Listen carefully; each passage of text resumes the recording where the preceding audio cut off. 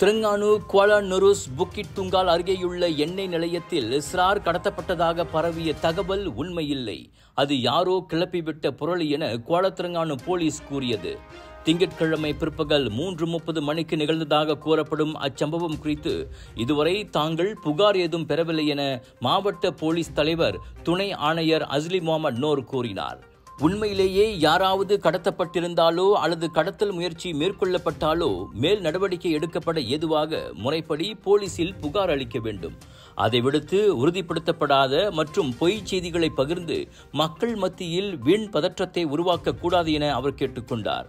புக்கிட் துங்கால் எண்ணெய் நிலையம் அருகே நீல நிற பெரோடுவா காரில் வந்த மர்ம நபர் பள்ளி மாணவரை துரத்தியதாகவும், ஆனால் அம்மாணவர் அருகிலிருந்த பீசாங்கோரங் கடை பக்கமாக ஓடி தப்பித்ததாகவும் சமூக ஊடகங்களில் முன்னதாக செய்தி வைரலானது.